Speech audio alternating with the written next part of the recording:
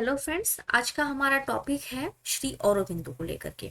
CGPSC में जो philosophy का टॉपिक है, इसमें जो हमारा सिलेबस बदला है, तो इसमें कुछ हमारे फिलोसोफर्स के बारे में भी इसमें सिलेबस में इंक्लूड किया गया है। तो उसमें से आज जो हम टॉपिक कवर कर रहे हैं वो है श्री औरोबिंदो के बारे में। तो श्री औरोबिंदो के बारे में आपको ये सब कुछ इनके फैक्ट्स हैं। ये हमारे फ्रीडम फाइटर्स भी रहे हुए हैं। फ्रीडम फाइटर्स में ये बहुत ही रेवोल्यूशनरी मानसिकता के व्यक्ति थे और इन्होंने जो है इंडियन फ्रीडम फाइट में पार्टिसिपेट किया। और लेकिन 1910 के बाद इनका जो विशेष झुकाव था वो पढ़ने के प्रति था। इन्होंने भारतीय भाषाओं में जो भारतीय संस्कृति और भारतीय दर्शन का अध्ययन किया। तो इनकी जो रुचि है वो स्पिरिचुअलिटी की तरफ, आध्यात्म की तरफ बढ़ती चली गई और फिर 38 साल की उम्र में ये पुडुचेरी जाके औरोबिंदो आश्रम की इन्होंने स्थापना करी है। ठीक है, तो फ्रीडम फाइटर से ये धीरे से फिर स्पिरिचुअल टीचर, स्पिरिचुअल गुरु बन जाते हैं।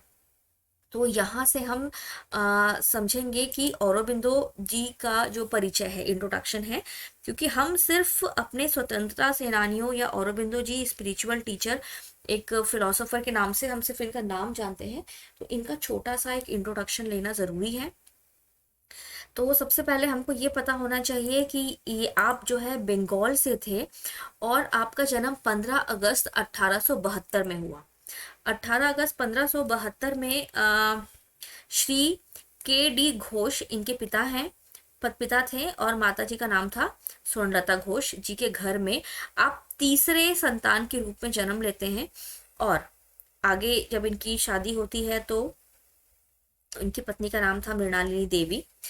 आप 5 भाई बहनों में से तीसरे नंबर के थे और आपकी जो प्रारंभिक शिक्षा है वो कहाँ से होती है? दार्जिलिंग से। आपके पिताजी जो थे वो बैरिस्टर थे और उनको जैसे कि आपको थोड़ा सा ये पता होना चाहिए कि 1872 मतलब कि 1911 के पहले तक भारत की राजधानी, मतलब ब्रिटिश इंडिया की जो राजधानी थी वो थी कोलकाता। तो जैसे कि जब राजधानी होती है तो उनका जो मेन इंपीरियल कोर्ट हो गया, उनका जो बैंक हो गया, उनके सारे जो एडमिनिस्ट्रेटिव ऑफिसेस थे ब्रिटिश के, वो कहाँ पे थे? कोलकाता में। तो भारत में सारे के सारे ब्रिटिश नहीं थे, उन्होंने इंडियंस को भी एम्प्लॉय किया और इंडियन से मदद लेने के लिए ही उन्होंने एजुकेशन सिस्टम चेंज किया था कि भारतीय एजुकेशन सिस्टम को चेंज कर हटा करके इंग्लिश एजुकेशन सिस्टम को अंग्रेज लेके आए थे। तो जब इंग्लिश एजुकेशन सिस्टम लाए तो उन्होंने एक अजीब सी चीज़ जो है वो प्रचार करी कि जो भारतीय एजुकेशन सिस्टम है वो बैकवर्ड है और प्रोग्रेसिव एजुकेशन सिस्टम कौन सा है?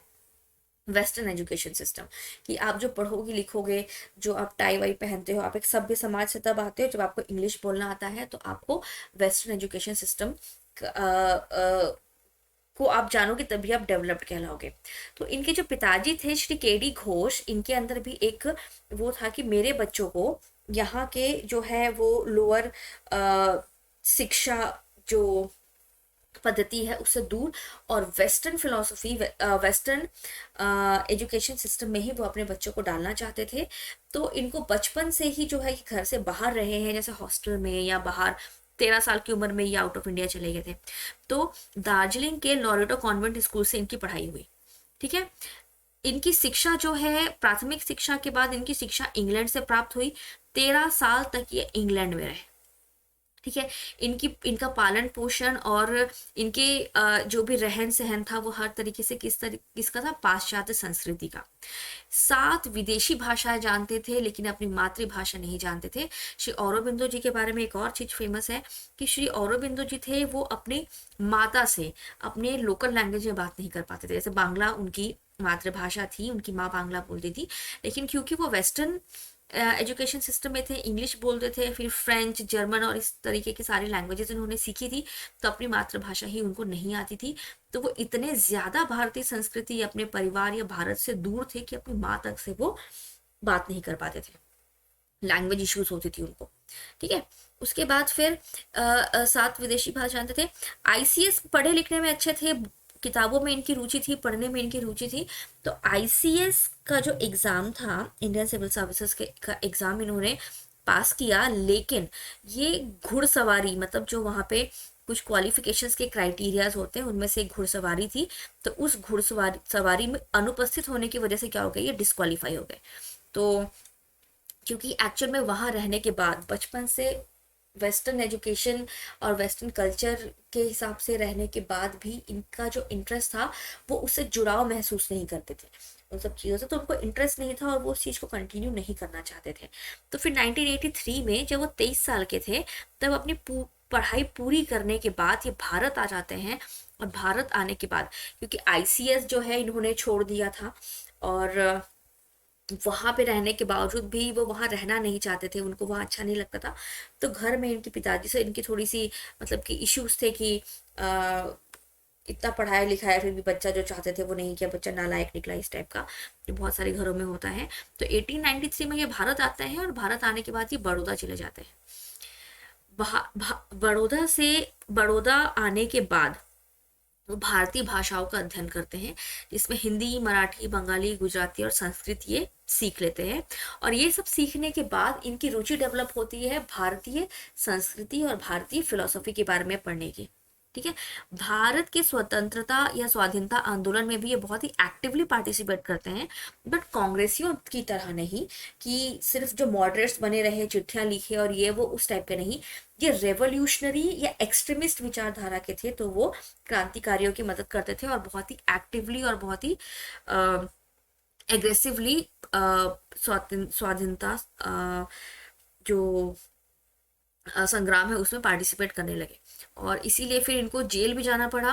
बाल गंगाधर तिलक, अरबिंदो घोष, ये जो इस टाइप के एक्सट्रीमिस्ट नेचर के लोग थे, ये तकरीबन 6-7 साल के लिए इन लोगों को जेल भेज दिया गया। फिर जब ये जेल से बाहर निकले तो 1910 में 38 साल की उम्र में जो है ये चले गए पुडुचेरी। ठीक है, श्री औरोबिंदो ने स्वयं को पाश्चात्य से जुड़ा हुआ नहीं पाया और जीवन में 13 साल इंग्लैंड में रहने के बाद भी वहाँ की संस्कृति से उनका कोई जुड़ाव नहीं था। रहन सहन के बाद भी वो उस सब चीज़ों में रुचि नहीं रखते थे, भारत से ही उनका जुड़ाव रहा था। और 18 एक्चुअल में इनकी अगर आप स्टोरी पढ़ेंगे और बायोग्राफी पढ़ेंगे तब पता चलेगा कि अपनी माँ से बहुत ज़्यादा इनका लगाव था, क्योंकि बचपन से ये बाहर रहते थे और माँ भी जब इनसे बात करना चाहती थी तो इनकी इतनी मजबूरी थी कि भाषा का इतना डिफरेंस था कि वो अपनी माँ तक से बात नहीं कर पाते थे। तो एक प्रकार की खींच भी थी उनके अंदर कि वो बिल्कुल भी बाहर जाकर एडजस्ट नहीं कर पा रहे थे, जुड़ाव महसूस नहीं करते थे। फिर 1892 में भारत आने के बाद 1906 तक वो बड़ौदा में रहे। ठीक है, और बड़ौदा में रहे एवं भारतीय भाषा सीखी और भारतीय साहित्य का अध्ययन किया। भारतीय स्वतंत्रता आंदोलन में भी सक्रिय रहे और क्रांतिकारी गतिविधियों में उनका विशेष झुकाव रहा। पढ़ने में अधिक रुचि तथा भारतीय साहित्य से स्वयं को जुड़ा पाकर उनकी रुचि जो है आध्यात्म में बढ़ने लगी, क्योंकि वो इंडियन फिलोसफी वगैरह पढ़ने लगे तो उनको जो है आध्यात्म में उनका इंटरेस्ट बढ़ने लगा। फिर उन्होंने योग के अनेक बहुत सारे जो है योग वगैरह को पढ़ा और फिर जब वो आध्यात्म की तरफ, फिर वो जेल में रहे 19 तकरीबन 2-3 साल, मेरे को बहुत एग्जैक्टली याद नहीं, बट बहुत लंबे टाइम तक वो जेल पे रहे। जब बाल गंगाधर तिलक जी को जेल में रखा गया था उसी सेम टाइम पे ये भी जेल में थे। तो जब जेल में थे तब उनका योग वगैरह के बारे में वो जानते थे, तो उन्होंने जेल में योगा वगैरह स्टार्ट किया। तो उनका जो झुकाव है वो बहुत ज़्यादा स्पिरिचुअलिटी की तरफ बढ़ गया। फिर जब वो जेल से निकलते हैं उसके बाद वो कुछ दिन के बाद सीधा चले जाते हैं सिर्फ 38 वर्ष की आयु में। जब वो 38 ईयर्स के थे, 38 ईयर्स की आयु में 1910 में वो पुडुचेरी चले जाते हैं और वहाँ पे वो औरोबिंदो आश्रम की स्थापना करते हैं। ठीक है, तो ये था जो भारतीय संस्कृति के प्रति जो है श्री औरोबिंदो जी का जो झुकाव था उसके बारे में। अब यहाँ से एक टॉपिक हम लोग जो औरोबिंदो जी का जो दूसरा वो था वो है जो हमारे सिलेबस में जो है वो है इंटीग्रल योगा और सुपरमाइंड। ठीक है, तो इंटीग्रल योगा के बारे में अगर हम देखेंगे तो इंटीग्रल या एकात्म का मतलब क्या होता है, बहुत सारी अलग अलग चीजों को जोड़कर जो बनता है वो होता है एकात्म। ठीक है, अलग अलग चीजें जुड़ के क्या हो गई, एक हो गई। इंटीग्रल का भी यही मतलब होता है कि अलग अलग चीजों को इंटीग्रेट किया गया, जोड़ा गया। तो योगा क्या होता है, योगा भारतीय योग जो है हठ योग, कर्म योग, राज योग, ज्ञान योग, भक्ति योग और जप, ये अलग अलग प्रकार के योग हैं। इन सब योगों को मिला करके श्री औरोबिंदो जी ने इंटीग्रल योग की स्थापना की। ठीक है, तो ये जो इंटीग्रल योग था, इसको हम सुप्रामेंटल योगा भी कहते हैं।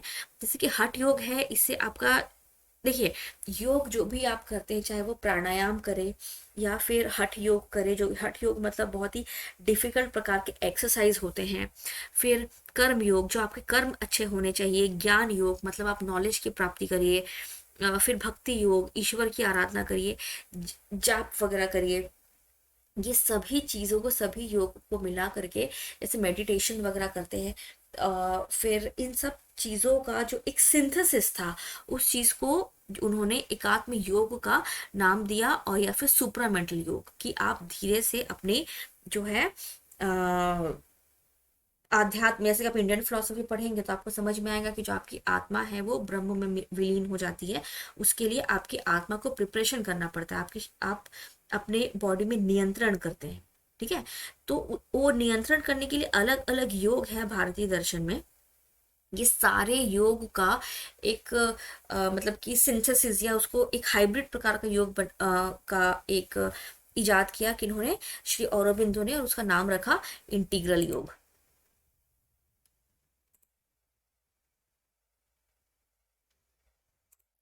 ठीक है, yoga based on philosophy and practice, practice of Shri Aurobindo.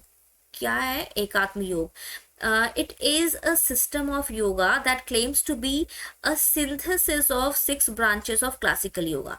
Classical yoga क्या है? ये जो है ये हमारे क्लासिकल योगा है, और इनका सिंथेसिस यानी कि इसको पूरी तरीके से अच्छे से समझ करके इसका एक 7वें प्रकार का एक सिंथेसाइज करके, एक संश्लेषण करके जो एक योगा का जो इजाद किया, उसका नाम था इंटीग्रल योगा।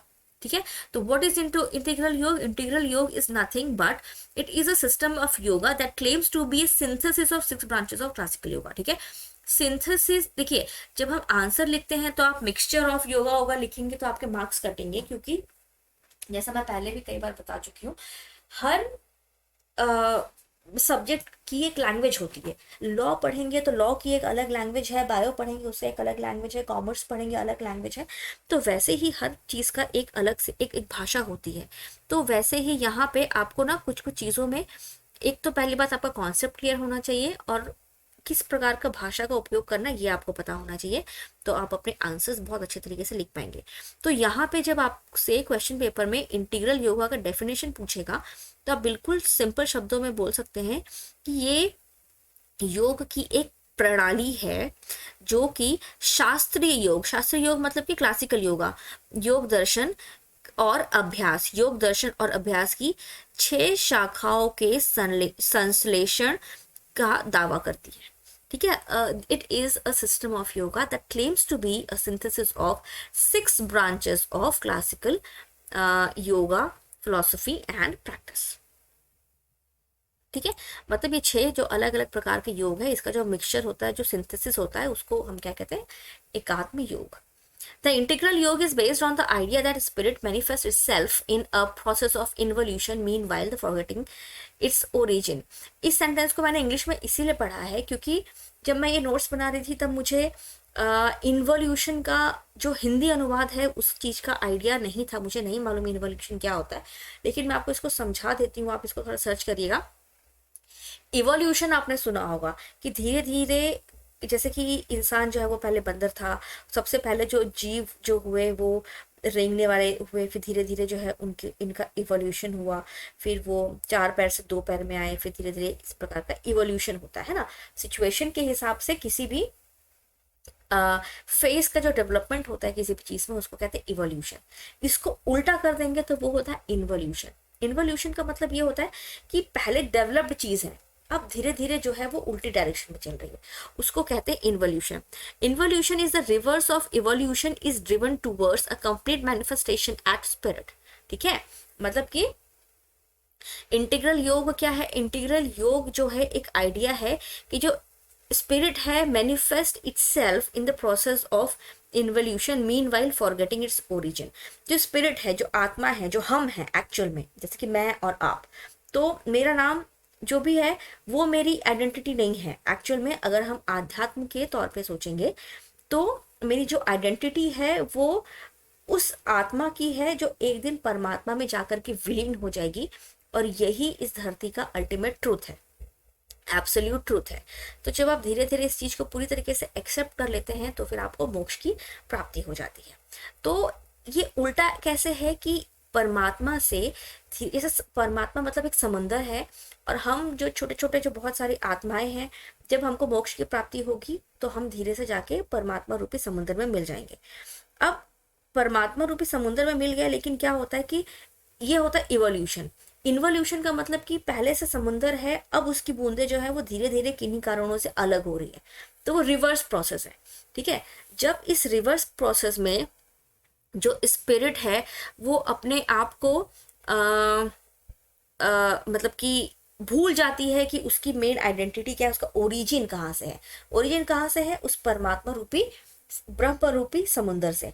तो जब वो भूल जाती है कि उसका जो ओरिजिन है वो समुंदर से है और वो एक अलग डायरेक्शन में चलने लगती है, तो उसको जो है इंटीग्रल योगा के जरिए हम वापस से फिर से इवोल्यूशन की तरफ लेकर के जा सकते हैं। तो इंटीग्रल योगा जो है वो इसी चीज का नाम है। एकात्म योग इस विचार पर आधारित है कि आत्मा स्वयं को इन्वोल्यूशन की प्रक्रिया में प्रकट होती है और इस बीच अपने मूल को भूल जाती है।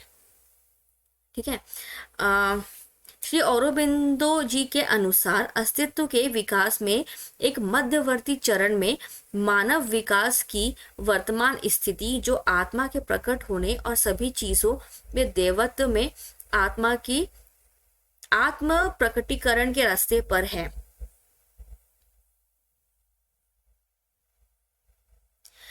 देखिए क्या होता है कि आप ब्रह्म है और ब्रह्म इस समुंदर ब्रह्म है और ब्रह्म से एक स्पिरिट जो है वो अलग होकर के अपना रास्ता भटक के अपने ओरिजिन को भूल करके एक किसी राह पे चल रही है। इंटीग्रल योगा के जरिए तो जब वो अपने ब्रह्म से अलग होके, जब वो आत्मा जो है वो इन्वोल्यूशन की तरफ अलग डायरेक्शन में चल रही है, उल्टा चल रही है, तो वो अपने मिड पाथ में है। ठीक है, इंटीग्रल योगा के जरिए जो है आप क्या कर सकते हैं, उसको फिर से self revelation of divinity in all things, ठीक है, आत्म प्रकटीकरण के रास्ते पे उसको फिर से आप लेकर के आ सकते हैं। The goal of integral yoga, एकात्म योग का लक्ष्य क्या है?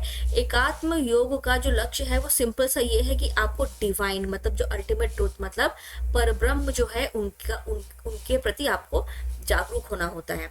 To integrate the physical, mental and spiritual aspect of ourselves. देखिए इंटीग्रल योगा में जब इंटीग्रल योगा को एक्सप्लेन करते हैं श्री औरोबिंदो, तो एक इंसान की आपके दिमाग मतलब एक आइडेंटिटी मतलब वन सेल्फ, मतलब हम एक शरीर में जो मैं हूँ, मैं अपने आप की बात नहीं कर रही या आपके बारे में बात नहीं कर रही, ये हम लोगों का अभी यहाँ पे जो नाम है वो हमारी आइडेंटिटी है। बट आपकी एक्चुअल आइडेंटिटी क्या है कि आप एक आत्मा है, आप एक कॉन्शियसनेस है, आप आत्म है जो कि ब्रह्म के ही पार्ट है, एक दिन जाके उसमें विलीन हो जाएंगे। तो जो आपकी आइडेंटिटी है वो किस प्रकार की होती है? एक फिजिकल आइडेंटिटी जो हमारा फिजिकल शरीर है, एक मेंटल आइडेंटिटी मतलब हमारी बुद्धि, और एक स्पिरिचुअल आइडेंटिटी। ठीक है, तो जो एकात्म योग होता है, एकात्म योग का मतलब ये होता है कि आप जो है उस परब्रह्म के प्रति अवेयर हो। और किस प्रकार से अवेयर होंगे? जब आपका फिजिकल बीइंग मतलब आपका शरीर, आपकी बुद्धि और आपका जो स्पिरिचुअल एस्पेक्ट है, जो आपका आध्यात्मिक जो आपका आध्यात्मिक पहलू है, जब इसका एकीकरण हो जाएगा। ठीक है, तो इन तीनों पहलुओं का मतलब कि फिजिकल जो कि होता है शारीरिक, मानसिक और आध्यात्मिक पहलू का एकीकृत करने का ही जो है वो एकात्म योग का लक्ष्य है। ठीक है, श्री औरोबिंदो के अनुसार सारा जीवन योग है, जबकि योग एक साधना के रूप में आत्मपूर्णता की दिशा में एक व्यवस्थित प्रयास है जो अस्तित्व की गुप्त छिपी संभावनाओं को व्यक्त करता है। इस प्रयास में सफलता मानव व्यक्ति को सार्वभौमिक और परलौकिक अस्तित्व से जोड़ती है। देखिए मेरे हिसाब से ना बहुत ज़्यादा, जैसे कि जब हम लोग फिलोसफी नहीं पढ़ रहे होते हैं या हमको इंटरेस्ट नहीं आ रहा इन सब चीज़ें करने में, और हम दूसरे सब्जेक्ट में हमको ज़्यादा इंटरेस्ट होता है, तो सब फिलोसफी पढ़ना, उसको समझना सबके बस की बात नहीं होती है। तो उस केस में आपको सिर्फ मोटा मोटा इसका मतलब समझना है कि आपको लिखना क्या है।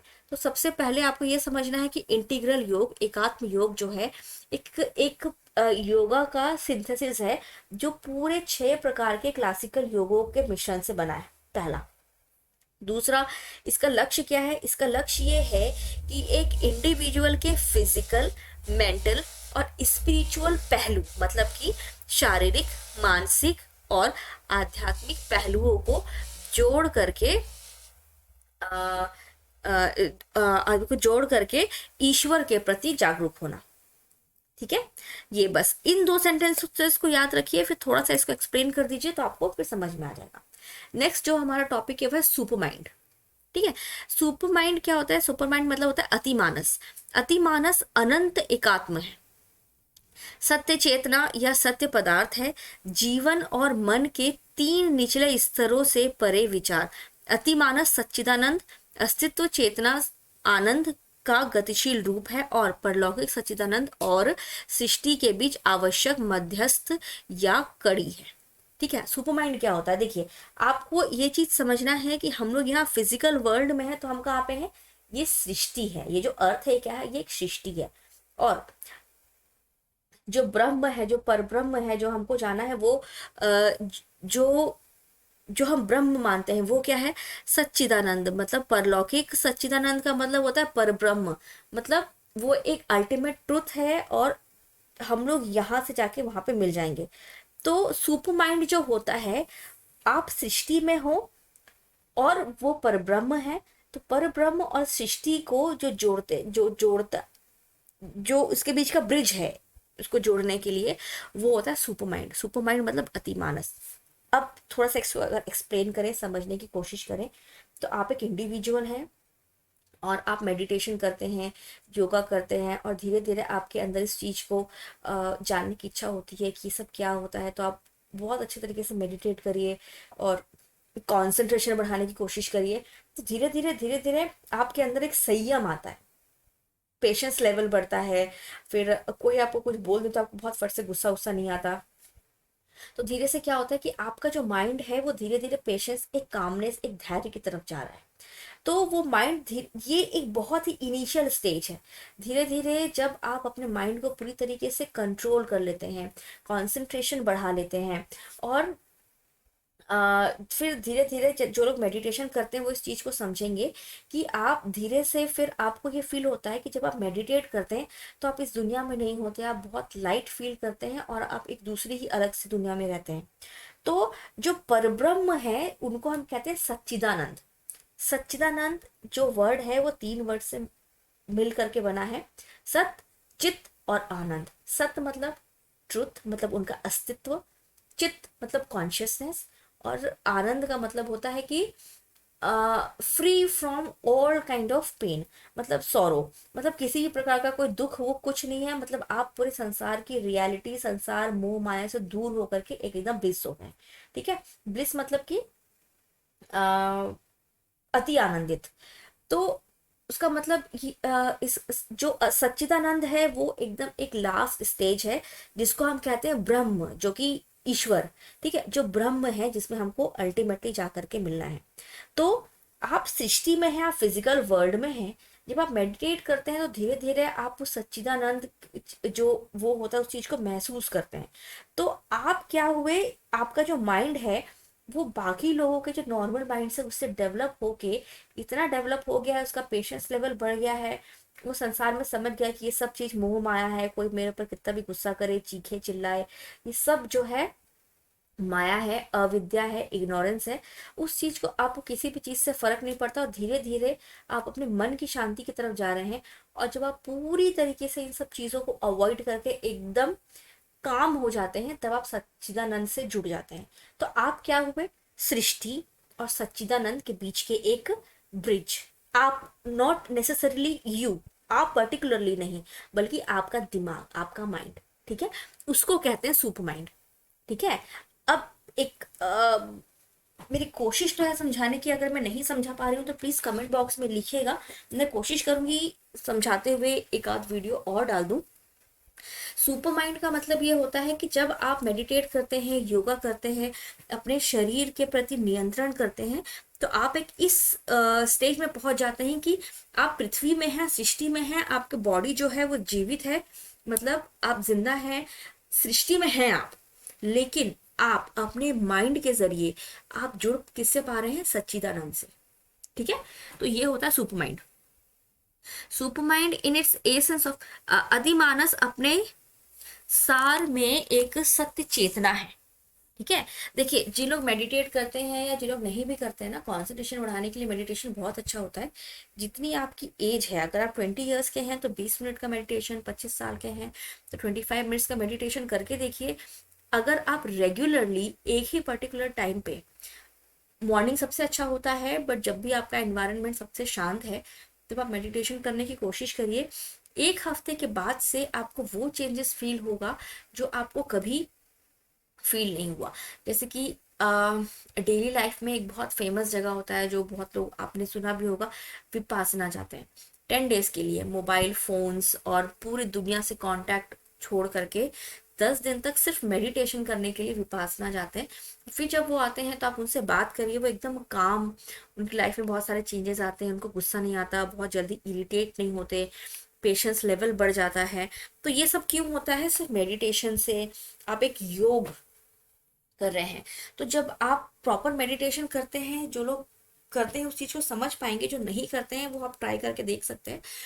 फिजिकल वर्ल्ड में आप जीवित हैं, आपकी बॉडी इस दुनिया में ही है, लेकिन मेडिटेशन करते हुए आपका जो दिमाग है, आपका जो मस्तिष्क है, वो किससे कनेक्ट कर पा रहा है, उस परब्रह्म से, उस सच्चिदानंद से। तो फिर वही जो आपका दिमाग है, जो इतना डेवलप हो चुका है, जो उस सच्चिदानंद से अपने आप को कनेक्ट कर सकता है, वही है सुपर माइंड। ठीक है, तो अतिमानस क्या है, एक सत्य चेतना है। ठीक है, इसको आप अपने वर्ड्स में पढ़ लीजिए, मैंने समझाने की कोशिश की है।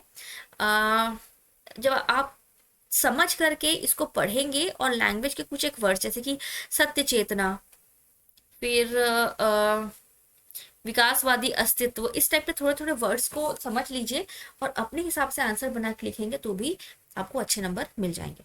तो आई होप मैंने आपको सुपर माइंड और एकात्म योग के बारे में सही तरीके से समझाया है।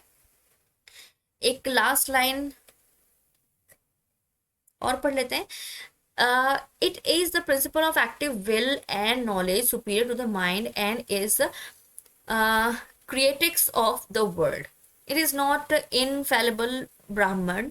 देखिए, आप लोग जो बुक पढ़ते होंगे ना, उसमें हर जगह पे ब्राह्मण ब्राह्मण लिखा है, बट वो इंग्लिश लैंग्वेज है इसीलिए वो इस तरीके से लिखा है, बट वो जो ब्राह्मण है वो एक्चुअल वर्ड है ब्रह्म। ठीक है, ब्राह्मण और ब्रह्म में बहुत डिफरेंस है। ब्रह्म जो होता है वो अल्टीमेट रियलिटी है, जिसमें आप बूंदे हैं और वो सागर है, जो सागर है वो परब्रह्म है, ब्रह्म है, और जो आप जो छोटी छोटी बूंदे हैं वो आत्मा है। एक दिन जब आपके अंदर आपको ट्रू नॉलेज मिलेगा और आपकी आत्मा क्वालिफाई कर पाएगी, तब आप जाकर के उस समुद्र में मिल जाएंगे। ठीक है, ये मन से श्रेष्ठ सक्रिय संकल्प और ज्ञान का सिद्धांत है। क्या चीज, सुपर माइंड। और सुपर माइंड मतलब अतिमानस और संसार की रचना है। ये है एक कथनीय अकथनीय ब्रह्म नहीं है, बल्कि एक मध्यस्थ शक्ति है। मध्यस्थ शक्ति का मतलब वही, आप इस दुनिया में हैं, सृष्टि में हैं और जुड़ रहे हैं किनके साथ, सच्चिदानंद के साथ। तो उसका जो माध्यम है वो कौन है, आपका सुपर माइंड। आपके माइंड जो है वो डेवलप होकर सुपर माइंड हो गया, इसीलिए फिजिकल वर्ल्ड में रहते हुए भी आप जुड़ पा रहे हैं, इसीलिए वो सुपर माइंड है।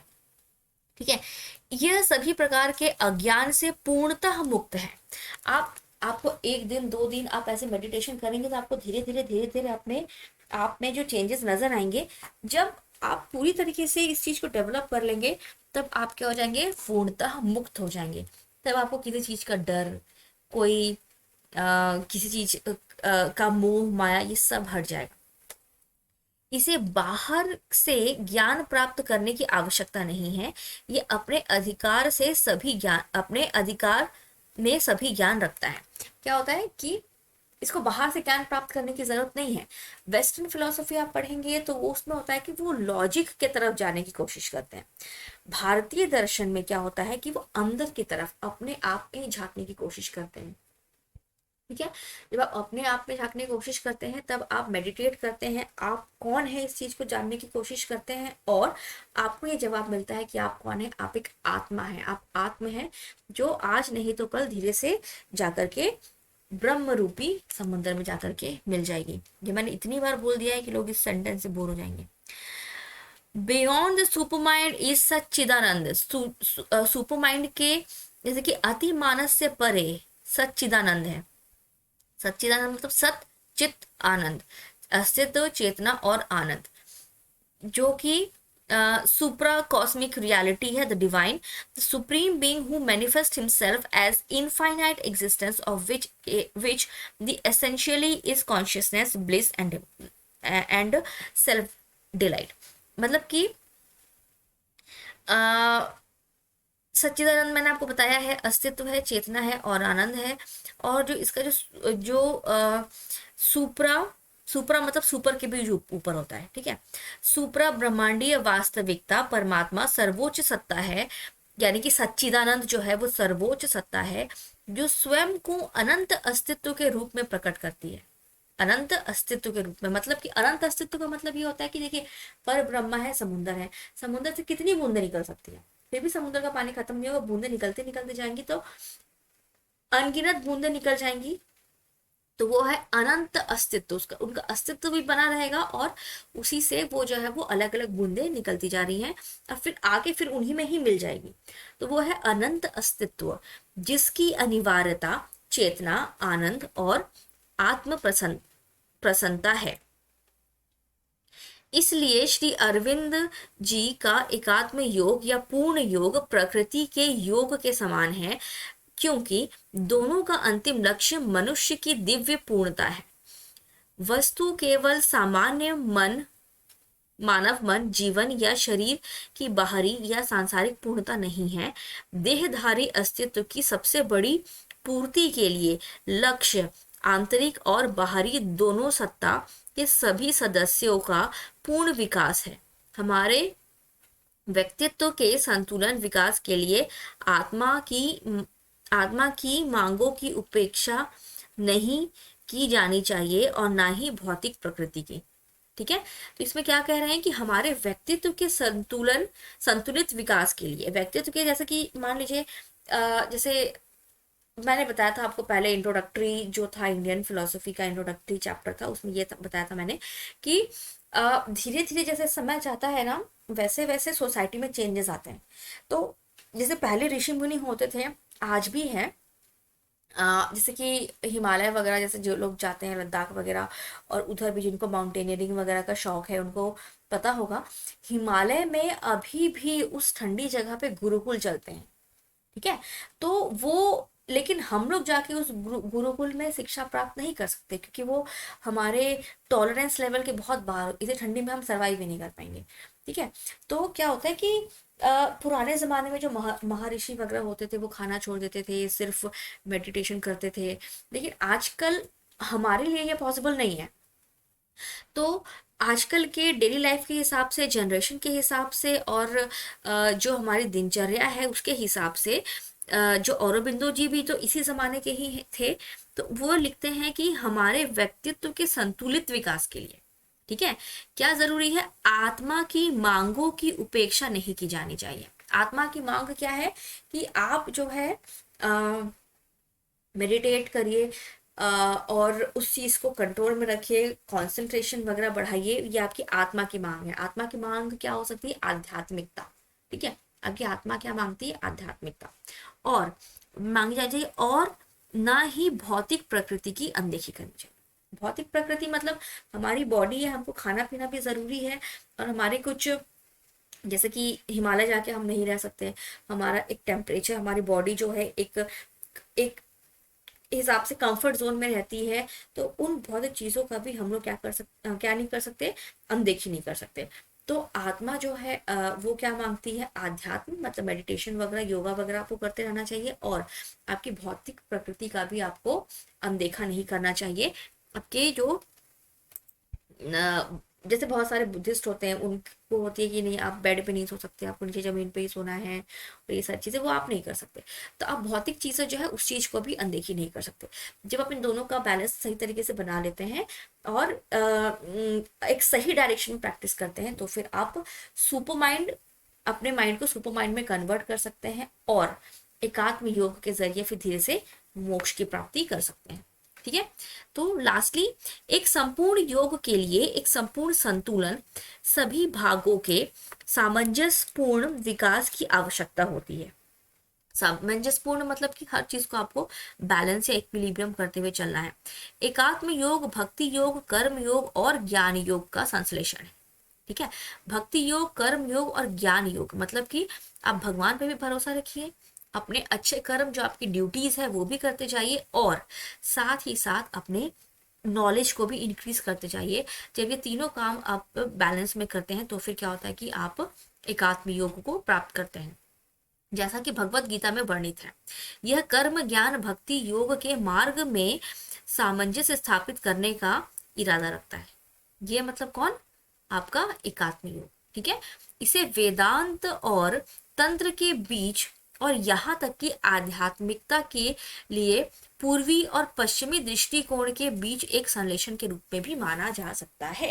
श्री अरबिंदो क्या क्या पढ़े लिखे थे, वेस्टर्न फिलोसफी वगैरह, वेस्टर्न कल्चर और में पढ़े हुए, तो उनको उसमें नॉलेज था, तो उन्होंने उसको समझा।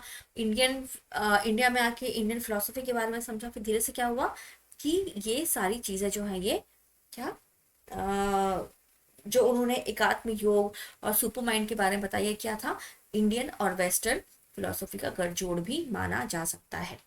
ठीक है। तो ये जो मैं इतना सारा ये यहाँ पे लिखती हूँ, इसको मैं वन लाइनर लिख के भी आपको एक्सप्लेन कर सकती हूँ, बट मेरे लिखने का मतलब ये है कि आप वीडियो को पॉज करके अगर इन सब चीज़ों को पढ़ लेंगे तो आप अपने हिसाब से नोट्स भी बना सकते हैं। इसको समझिए कि मैं तो समझा देती हूँ, मैं समझाती हूँ, तो मेरी कोशिश ये रहती है कि पूरा पढ़ के आपको एकदम वर्ड टू वर्ड ना बताऊँ, मैं उस चीज़ का मीनिंग समझाऊँ, क्योंकि वीडियो पॉज करके वर्ड टू वर्ड आप पढ़ सकते हैं। ठीक है। तो ये था हमारा आज का टॉपिक, श्री औरोबिंदो। इसमें आई होप आपको ये सब चीज़ें समझ में आई होंगी, और अगर आपको कोई डाउट है तो प्लीज़ कमेंट बॉक्स में लिख करके मुझे पूछिए कि आपको ये तरीका समझ में आ रहा है कि नहीं, या मुझे और क्या चेंजेस करने चाहिए। बेसिकली आपका फीडबैक मुझे चाहिए होगा, और इस वीडियो को ज़्यादा से ज़्यादा शेयर कीजिए अपने बाकी एस्पिरेंट फ्रेंड्स के साथ। दूसरे और वीडियो आए और आपको टाइम टू टाइम इसका नोटिफिकेशन मिले, इसके लिए आप सब्सक्राइब कर लीजिए, और अपने फ्रेंड्स के साथ शेयर करिए और वीडियो को लाइक कीजिए। Thank you.